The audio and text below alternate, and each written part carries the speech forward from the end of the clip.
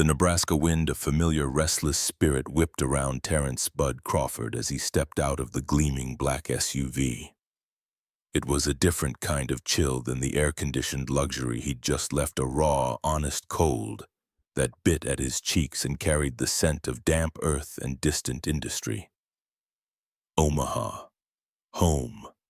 The word itself settled in his chest with a comfortable weight, a complex mix of pride, memory, and an unspoken, ever-present responsibility. His global fame, the championship belts, the roar of distant crowds.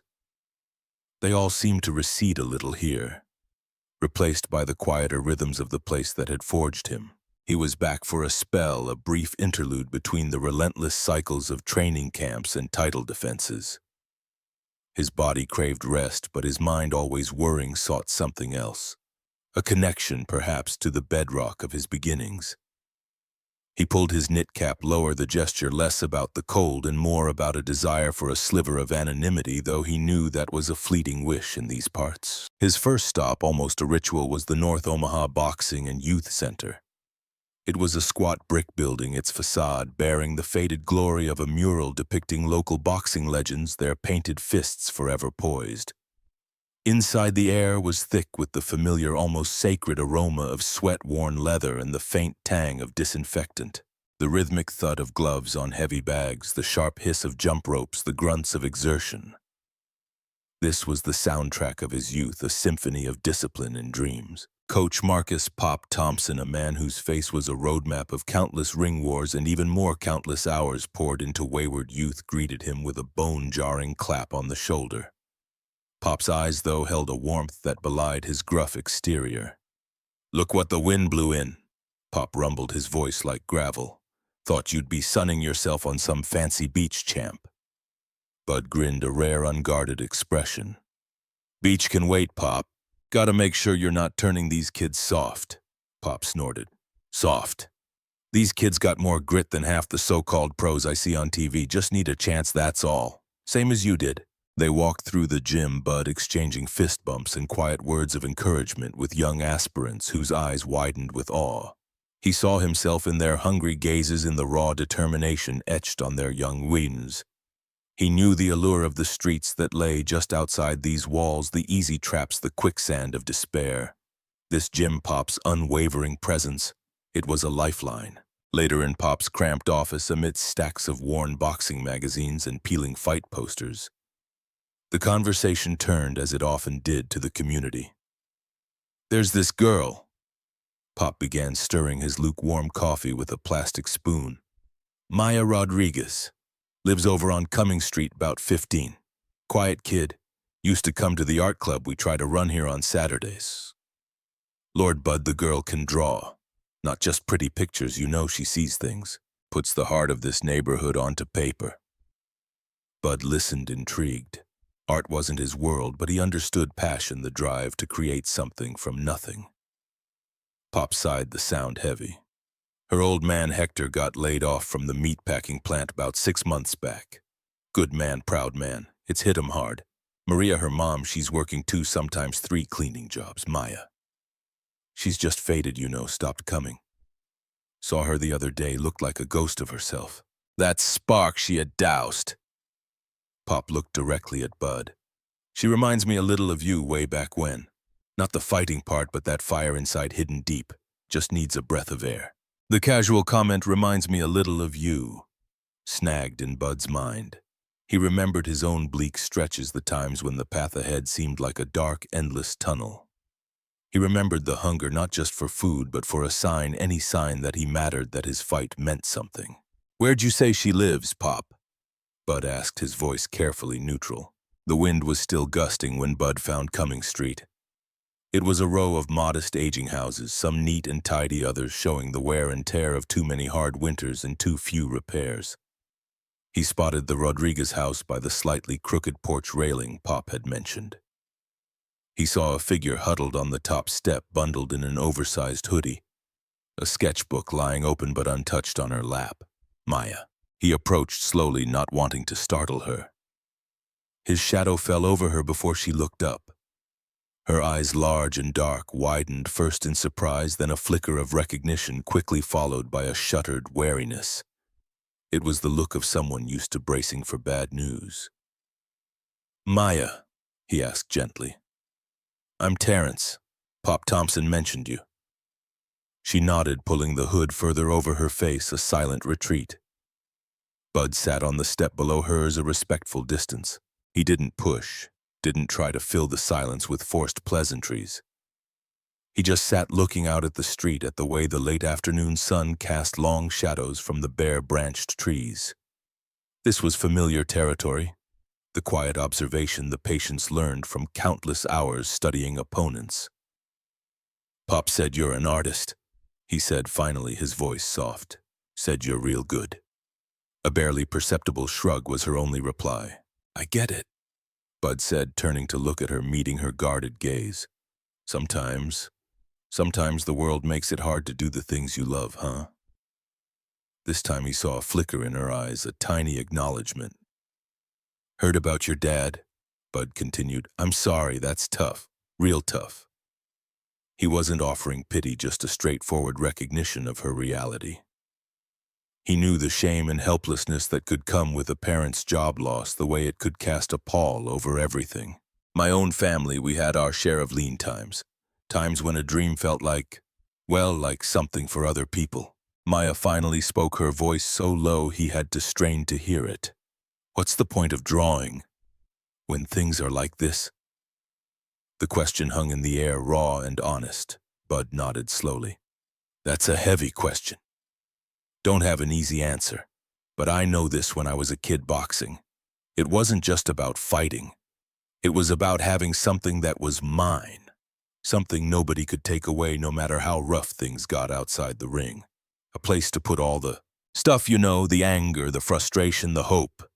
He tapped his chest. "It all went in there." He gestured vaguely towards her sketchbook. "Maybe your art, maybe it's like that for you." He didn't wait for an answer. He stood up. "Pop's got some new supplies down at the center. Canvases, some fancy paints. Said they're just gathering dust. Maybe you could check 'em out sometime. No pressure."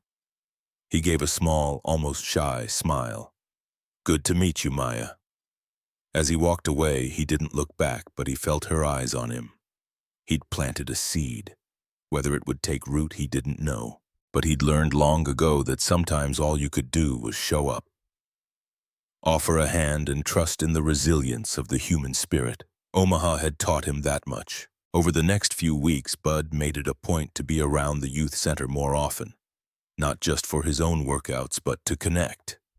He helped Pop fix a leaky faucet, shot hoops with some of the teenagers, and even endured a disastrous attempt at learning a new TikTok dance that left everyone in stitches. He never mentioned Maya directly to Pop, but he listened. Maya didn't show up at the art club. Bud heard whispers. Hector Rodriguez had taken a part-time job, something far below his skill level, just to keep food on the table. The strain was visible on him, on the whole family. Maria was working herself to the bone. Maya, it was said, was helping out more at home. Her schoolwork starting to slip. The sketchbook remained closed. One blustery afternoon, Bud found himself driving past Cummings Street again. He saw Maya struggling with 2 heavy grocery bags, her slight frame bent against the wind. He pulled over. "Need a hand with those?" She looked up, startled, a flush rising on her cheeks. "Mr. Crawford, I got it. Looks like a 5-rounder, he said easily, taking one of the bags. "I'm heading your way anyway." They walked the short distance to her house in a comfortable silence. At her door, as she fumbled for her keys, he said, "You know Maya talent. It's a funny thing. It's like a muscle. If you don't use it, it gets weak. Doesn't mean it's gone. Just means it needs a little workout to get strong again." She met his eyes then, and for a moment he saw past the weariness to the bright, intelligent girl Pop had described. "What if you try and you're not good anymore?" she whispered. The vulnerability in her voice struck him. It was the fear every athlete, every artist, every human being faced. The fear of failure, of not living up to one's own potential. "Then you try again," Bud said simply. "And again. That's the whole game, Maya. In the ring, out of it. It's about getting back up. It's about finding that little bit of fight even when you think it's all gone." He handed her the grocery bag. Think about it. A few days later, Pop called him. She came by. He said, a note of quiet triumph in his voice. Maya didn't say much, just picked up a small canvas and a few charcoal sticks. Stayed for an hour sketching in a corner by herself. Bud felt a warmth spread through his chest, a feeling more satisfying than any cheering crowd. A small step, a tiny victory. The transformation wasn't instantaneous. Maya started visiting the center sporadically. She'd find a quiet corner, her brow furrowed in concentration, the charcoal stick flying across the paper, then slowing, then moving with purpose again. Bud never approached her directly when she was working, respecting her space, her process. But sometimes from across the gym, their eyes would meet and he'd offer a small nod of encouragement. He saw her sketches occasionally left on a table or propped against a wall. They were raw, imbued with a stark honesty. She drew the weary faces of her neighborhood, the boarded-up storefronts, but also the unexpected bursts of life, kids playing stickball in an alley. An old woman tending a small patch of flowers on her porch, the determined set of a young boxer's jaw. She was capturing the soul of North Omaha, its pain and its perseverance. One afternoon, he saw her struggling with a particular drawing. Frustration was etched on her face. She crumpled up a sheet and threw it aside. Bud walked over, picked up the discarded paper, and smoothed it out. It was a sketch of a pair of worn boxing gloves, a subject she often returned to. "What's the trouble?" he asked. "I can't get the light right," she mumbled, avoiding his gaze. "It just looks flat." Bud sat down. "Show me." He didn't tell her what to do. Instead, he asked questions.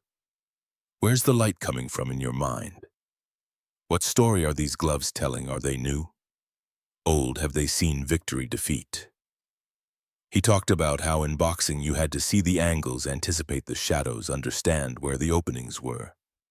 He related it to her art, to finding the contrasts, the highlights, the depths that give a subject life. He wasn't an art teacher, but he understood focused dedication and the relentless pursuit of getting something right. As he spoke, he saw a new understanding dawn in her eyes. She picked up her charcoal again, and with a few deft strokes the sketch began to transform. The leather looked more worn, the shadows deepened, and a sense of history of battles fought began to emerge from the paper. "Yeah," she breathed, a small smile touching her lips. "Like that." The idea for the Omaha Youth Art Showcase came from Pop. "Give these kids something to aim for," he'd said. "A little recognition. Let them know their voices matter." When Maya heard about it, her initial reaction was a hard no. "I'm not good enough," she insisted, her old insecurities flaring. "People will laugh." "Laugh," Bud said during one of their informal chats at the center. "Maya, when I step into that ring in front of thousands, millions watching on TV, you think I'm not scared? You think there's not a part of me worried I'll mess up, get knocked out, disappoint everyone?" She looked at him, surprised. The invincible Bud Crawford, scared fears part of it. He continued, "It means you care. It means it's important. The trick isn't to not feel fear. It's to feel it, acknowledge it, and then do the damn thing anyway. Courage isn't the absence of fear, Maya. It's acting in spite of it." He told her about his early amateur fights, the nerves so bad his legs felt like jelly, the times he'd wanted to turn and run. "But I stepped through those ropes. Every time. Because the dream on the other side of that fear was bigger." He looked at her sketchbook, filled now with powerful, evocative images. "You've got a voice in there, Maya. A strong one. Don't let fear keep it silent." The deadline for submissions approached. Bud didn't pressure her, but he saw the internal battle raging. He saw her sketching with a new intensity, pouring more of herself onto the page. One evening, just before closing time at the center, she shyly approached him, holding a carefully wrapped canvas. I finished something," she said, her voice barely a whisper. "For the showcase, if you think it's okay." He took the canvas. It was a portrait larger than her usual sketches, rendered in charcoal and subtle washes of monochrome paint. It depicted an elderly black woman, her face a landscape of wrinkles, her hands gnarled with age resting in her lap. But her eyes, Maya had captured an extraordinary light in them, a look of profound wisdom, resilience, and an unyielding dignity. It was titled simply North O Strength. Bud was silent for a long moment, truly moved. "Maya," he said, his voice a little thick. "This isn't just okay. This is powerful. This is truth." A rare, genuine smile spread across her face, lighting up her features. "You think so? I know so," he said. "This is your champion piece." The night of the Omaha Youth Art Showcase was a bustling, cheerful affair held in the main hall of the youth center. Walls were adorned with a vibrant, eclectic mix of paintings, drawings, sculptures, and photographs. Families, friends, and community members milled about, admiring the talent on display. The air buzzed with nervous excitement from the young artists. Maya stood in a corner trying to make herself invisible, her hands clasped tightly. Her piece, North of Strength, was hung in a prominent spot, and she couldn't help but steal anxious glances at it, watching people's reactions. Bud arrived dressed down in jeans and a hoodie, trying to blend in. Though his presence still created a quiet stir, he made a point of looking at every piece, offering genuine compliments. When he reached Maya's artwork, he paused, studying it, as if seeing it for the first time. "Still a knockout, Maya," he murmured, giving her a reassuring wink. A woman with a press badge and a kind smile, a reporter from the Omaha World Herald named Susan, was particularly taken with North O Strength. She spent a long time looking at it, then sought out Maya. "This is extraordinary, honey," Susan said, her voice warm. "Can you tell me a little about who this is, what inspired you?" Maya, flustered but encouraged by Bud's earlier words, found her voice. She spoke about Mrs. Henderson, a longtime resident of her street, a woman who had seen generations come and go, who always had a kind word or a piece of wisdom to share despite her own hardships. She spoke of the strength she saw in the people of her community, a quiet resilience that often went unnoticed. Susan listened intently, scribbling notes. "You have a real gift, Maya," she said, "a way of seeing." No grand prizes were awarded that night, just certificates of participation and heartfelt applause for every young artist. But for Maya, something had shifted. She had shared her voice and people had listened. She had faced her fear and found not ridicule but appreciation. A few days later, Bud was at Pop's office when Maya burst in. Her eyes shining, a copy of the Omaha World Herald clutched in her hand. "Mr. Crawford, Pop, look." There in the local interest section was a small article about the Youth Art Showcase, and prominently featured was a photo of Maya standing proudly next to North O Strength, her smile radiant. The headline read, "Young Omaha Artist Captures the Soul of Her Community." The article spoke of her talent, her insight, and the quiet power of her work. They wrote about me," she said, breathless. They said I have a gift." Pop beamed, clapping her on the back. Bud just smiled, a deep, genuine smile of pride. "Told you, Maya, they see what we see. You put your heart on that canvas and it spoke to them." The newspaper article didn't make Maya famous overnight. It didn't magically solve all her family's problems. But it was a spark of validation that fanned the embers of her hope and into a steady flame. Her father, Hector, seeing the article, had pulled Maya into a fierce hug, tears in his eyes. "Mija," he'd said, his voice thick with emotion, "I am so proud of you. Never let anyone tell you your dreams aren't worth fighting for." The local gallery owner, having read the piece, contacted Pop and offered Maya a spot in a summer workshop for promising young artists free of charge. The change in Maya was profound. The hesitant, withdrawn girl began to blossom. She still faced challenges, but now she faced them with a newfound confidence. Her sketchbook, a constant companion. Her artistic voice growing stronger, clearer. She even started volunteering at the youth center, helping Pop with the younger kids in the art club, patiently showing them how to mix colors, how to find the light. Before Bud left Omaha for his next training camp, Maya sought him out. She was holding a small, carefully wrapped package. "This is for you, Mr. Crawford," she said, her voice steady, her gaze direct. "To say thank you for everything." He unwrapped it. It was a small, framed charcoal sketch, A pair of boxing gloves, not flat but imbued with light, shadow, and a palpable sense of history and fight. His gloves. "Maya," he said, his voice softer than he intended. This is incredible." "I wouldn't have done it without you," she said. "You taught me how to fight for it." Bud looked from the sketch to the young woman standing before him, her eyes bright with promise.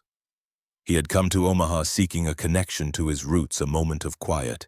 He had found it not just in the familiar streets or the comforting presence of Pop, but in the heart of this young artist, in the shared journey of finding strength in vulnerability and hope in the face of adversity. He knew the battles ahead for her wouldn't be easy. Life like boxing rarely was, but looking at Maya, at the quiet determination that now radiated from her, he had no doubt she would keep stepping into the ring. Keep fighting for her canvas, for her voice. As his SUV pulled away from Omaha, heading towards the roar of another fight, another challenge, Bud Crawford carried with him more than just his championship belts.